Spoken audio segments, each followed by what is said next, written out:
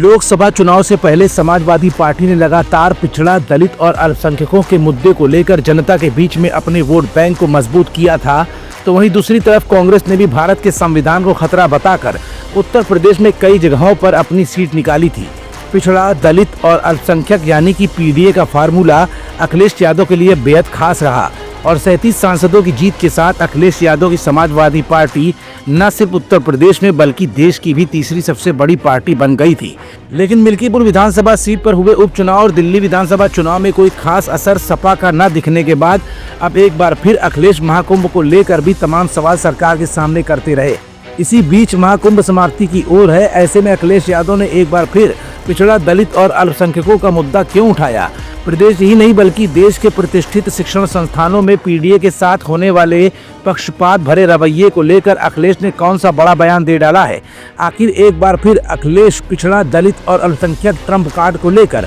क्यों बेहद सक्रिय से नजर आ रहे हैं। क्या पीडीए फॉर्मूले पर कांग्रेस की नजरें इनायत होने के बाद अखिलेश ने एक बार फिर अपने इस पुराने मुद्दे को जोर शोर से उठाने की कोशिशें शुरू कर दी हैं, जिसके बलबूते पर लोकसभा चुनाव 2024 में सपा ने बेहतरीन प्रदर्शन किया था। अचानक अखिलेश के मुद्दों की सुई पीडीए की तरफ क्यों घूमी और पिछड़ों, दलितों और अल्पसंख्यकों के लिए सरकार का क्या नजरिया है। अखिलेश ने इस बात को क्यों मीडिया के सामने दोहराया। ये कुछ ऐसे सवाल है जिनका जवाब अपनी आज की इस रिपोर्ट में हम आपको दिखाएंगे भी और बताएंगे भी। दरअसल इस समय जहां एक तरफ भारतीय जनता पार्टी पिछड़ा, दलित और अल्पसंख्यकों पर फोकस करके मिल्कीपुर विधानसभा उपचुनाव में अपनी ताकत दिखाने में कामयाब हुई, तो वहीं दूसरी तरफ इंडिया गठबंधन का घटक दल कांग्रेस भी लगातार पिछड़ा, दलित और अल्पसंख्यकों पर फोकस करने लगा है। शायद यही वजह थी कि लोकसभा चुनाव 2024 में कांग्रेस ने उत्तर प्रदेश के मध्य भाग में दलितों के बीच अच्छी पैठ बनाने की कोशिश की थी, जिसका रिस्पॉन्स भी कांग्रेस को दिखाई दिया था। ऐसे में अखिलेश यादव ने पिछड़ा, दलित और अल्पसंख्यकों के साथ हो रहे सौतेले बर्ताव को लेकर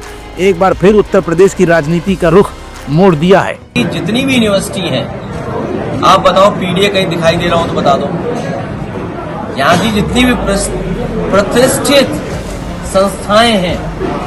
9 साल यूपी के और दिल्ली की सरकार का, अगर एक भी प्रतिष्ठित पीडीए का परिवार बैठा हो तो बता दो हमें। पीडीए के साथ ये भेदभाव इन्होंने किया है। कानपुर में जो संस्थाएं हैं, आप संस्थाएं गिनिए, ट्रिपल आईटी संस्थाएं गिनिए, आप कृषि यूनिवर्सिटी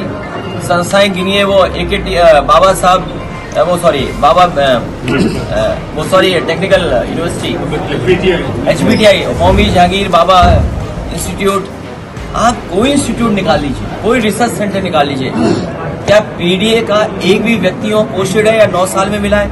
अगर वहाँ पोस्ट नहीं मिली तो उनसे नीचे मिलने वाली भी जो है,